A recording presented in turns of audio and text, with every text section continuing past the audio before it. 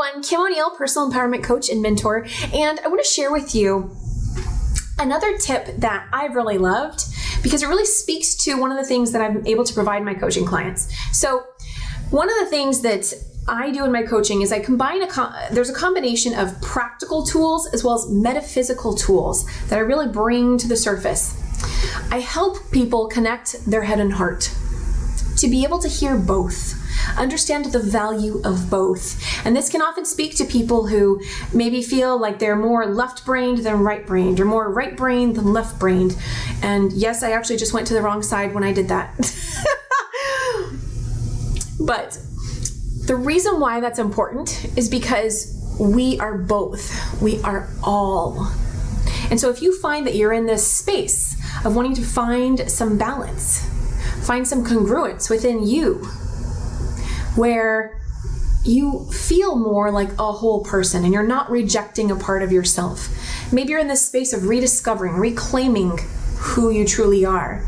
And maybe you know who that is, but for some reason you're feeling it's challenging to really connect to it. Well, that's one of the things I'm able to help you with. And so one thing I want to share with you today comes from a place of both worlds of psychology as well as emotions and law of attraction and the metaphysical side of things. And so what that is I want to talk to you about positive psychology. And one of the theories that's been really, I just love it. So there's a researcher, her name is Dr. Barbara Fredrickson, and I'll share some videos with you as well because she has some really good videos. But Dr. Barbara Fredrickson, she did some research and came up with the broaden and build theory, which actually talks about the more positive emotions that you experience, the more you're going to be able to flourish, because that's what positive psychology is about, as well as what coaching is about.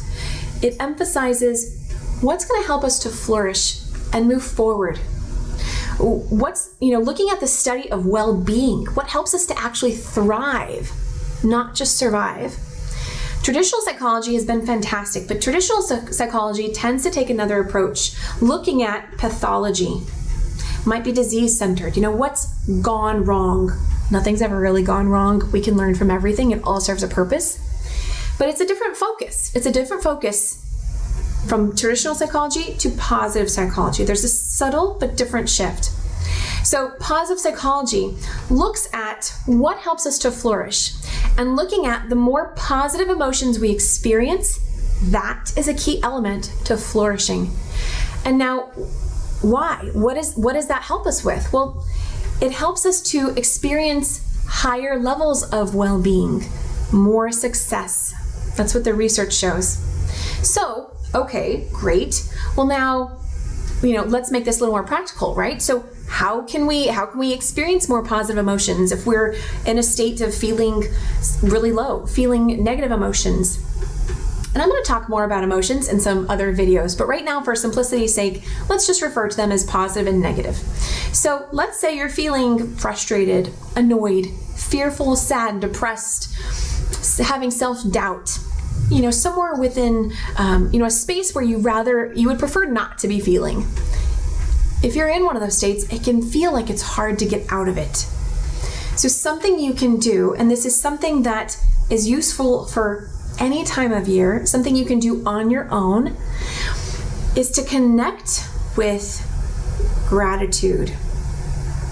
And here's the thing. So the research actually shows that there's a ratio, a positive emotion to negative emotion ratio that you want to aim for.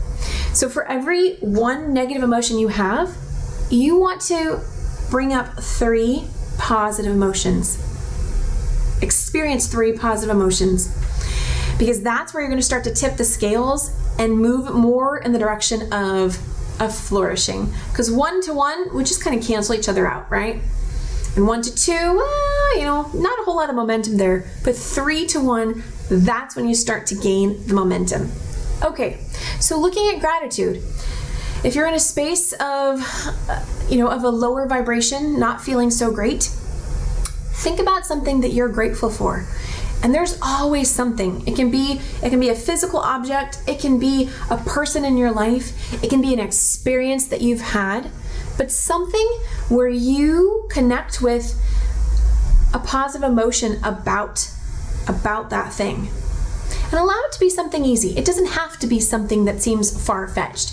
If it's simply the fact that you have, a cell phone that you love, if it's simply that, you're grateful that you have a roof over your head, you got to eat pizza tonight. It can be anything. It doesn't have to be this huge astronomical thing. And it's fine if it is as well. But something where you have a genuine emotion of gratitude for. Connect to that. Think about it and connect to the emotion. And stay with it as long as you need to so that you can regenerate that emotion. Remember what that feels like. And you want to do that 3 times. So connect to 3 different things that you feel grateful for.